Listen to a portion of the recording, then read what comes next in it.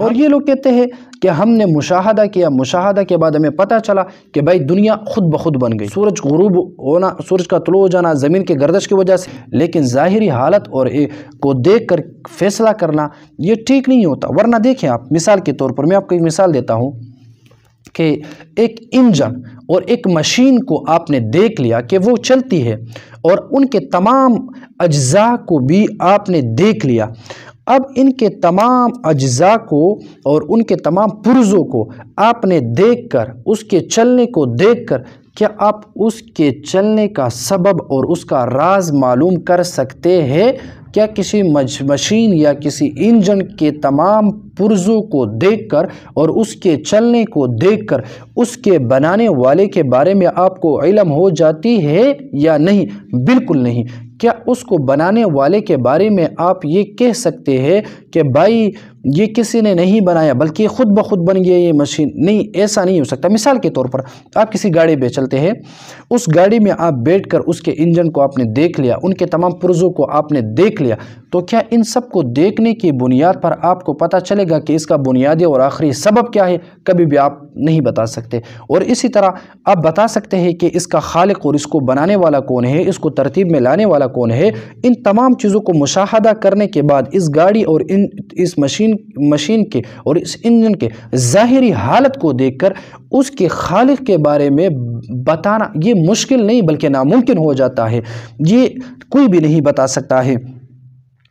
جب تک ایمان بالغیب نہ ہو انسان کے پاس تو سمجھنا بہت مشکل ہو جاتا ہے۔ یا اسی طرح کسی مشین کی کارکردگی کی وجہ سے کوئی یہ ثابت ہو سکتا ہے کہ یہ خود بخود بن گئی؟ نہیں۔ اب دیکھیں، یہ دنیا میں رات کا آ جانا، دن کا ہو جانا، بارش کا ہو جانا، یہ لوگ کہتے ہیں کہ یہ سب کچھ خود بخود ہو جاتا ہے۔ کیوں؟ کیونکہ اس کارکردگی کو دیکھ کر یہ لوگ کہتے ہیں کہ یہ خود بخود ہو جاتی ہے۔ تو ہم لوگ کہتے ہیں کہ بھائی ایک مشین کے تمام پرزوں کو دیکھ کر، ایک مشین کے کارکردگی کو دیکھ کر آپ لوگ یہ دعویٰ کر سکتے ہیں کہ یہ مشین خود بخود بن گئی؟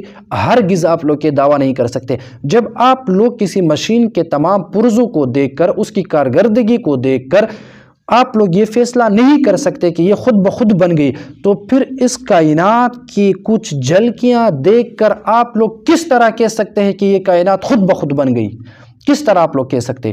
بالکل جس طرح آپ ایک مشین کے بارے میں خود بخود بننے کا دعویٰ نہیں کر سکتے، تو اسی طرح آپ اس کائنات کی کچھ جھلکیاں دیکھ کر اس کے بارے میں بھی کچھ خود بخود بننے کا قول نہیں کر سکتے۔ اگر آپ لوگ کریں گے تو یہ آپ کی جہالت پر مبنی ہوں گا۔ یہ لوگ کہتے ہیں کہ بھائی یہ دنیا خود بخود بن گئی۔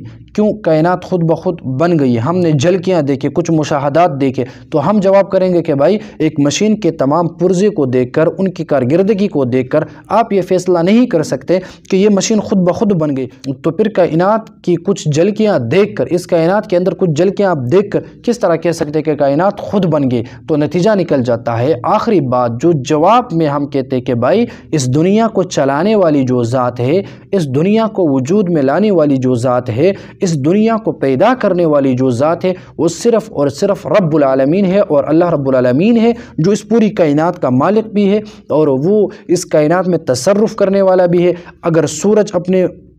اگر زمین اپنی وقت پر اپنی لیمٹ کے اندر اپنے مدار میں گردش کرتی ہے تو اس گردش کو اس ترتیب پر مقرر کرنے والی جو ذات ہے وہ بھی اللہ ہے، اور سورج کا غروب ہو جانا اور نکلنا یہ بھی اللہ تعالیٰ کی طرف سے حکم ہے۔